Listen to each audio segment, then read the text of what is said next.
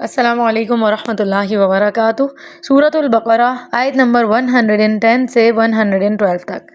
اعوذ باللہ من الشیطان الرجیم، بسم اللہ الرحمن الرحیم۔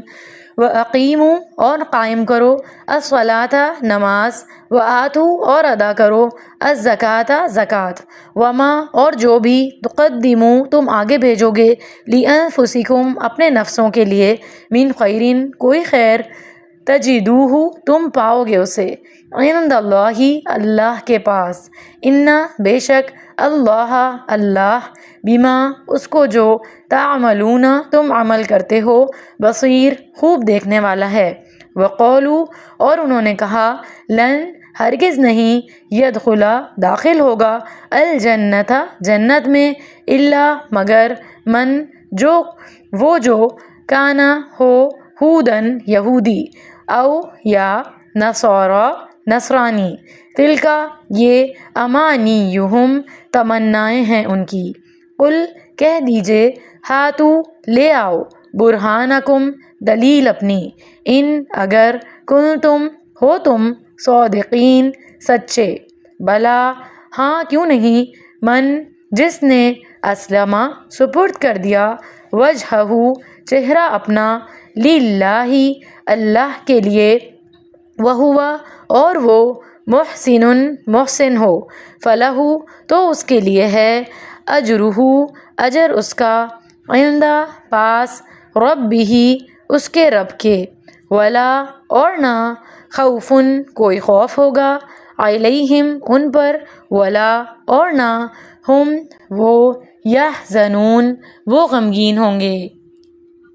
آیت نمبر 110 میں فرمایا وَأَقِیمُوا الصَّلَاةَ وَآتُوا الزَّکَاۃَ، مطلب نماز قائم کرو اور زکوٰۃ دو۔ تو اللہ سبحانہ و تعالیٰ ہمیں ریمائنڈ کروا رہا ہے کہ دین میں سب سے اہم عمل نماز اور زکوٰۃ ہیں۔ نماز اللہ سے تعلق مضبوط کرتی ہے اور زکوٰۃ دوسروں کی مدد کرنے کا حق ادا کرتی ہے تاکہ معاشرتی نظام بہتر رہے، انوائرمنٹ اچھا رہے، تاکہ لوگوں کے لیے نیکیاں کرنا بھی آسان ہو جائے، اور جو بھی نیکی ہم اللہ کے لیے کرتے ہیں وہ کبھی ضائع نہیں جاتی۔ اللہ ہر نیکی کا پورا پورا بدلہ دے گا۔ آگے آیت نمبر 111 میں فرمایا وَقَالُوا لَن يَدْخُلَ الْجَنَّةَ إِلَّا مَن كَانَ هُودًا أَوْ نَصَارَىٰ، یہ لوگ کہتے ہیں کہ جنت میں صرف یہودی یا نصرانی ہی جائیں گے۔ تو یہودی اور عیسائی ہر ایک کا یہ دعویٰ جو ہے وہ ہوتا تھا کہ صرف ہم ہی جنت میں جائیں گے۔ اللہ نے اس بات کو جھوٹا دعویٰ کہا۔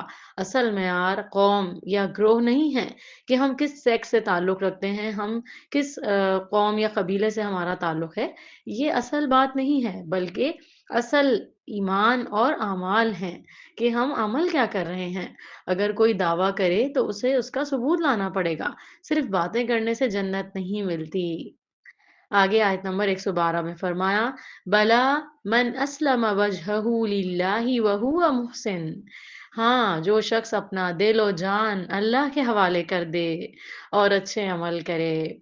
تو اللہ نے اصول واضح کر دیا کہ جنت کسی قوم یا نام کی وجہ سے نہیں ملتی، جنت تو اس کو ملتی ہے جو سچے دل سے اللہ کے آگے جھک جائے، یعنی اللہ کی بات مانے، پک اینڈ چوز نہ کرے کہ کچھ عمل تو یا کچھ احکامات جو ہیں وہ لے لیے اور ان پر عمل کر لیا اور کچھ کو چھوڑ دیا، نہیں، کیونکہ اللہ تعالیٰ نے قرآن میں ایک جگہ فرمایا نا ادخلوا فی السلم کافہ، سورۃ البقرہ میں، کہ پورے کے پورے دین میں داخل ہو جاؤ۔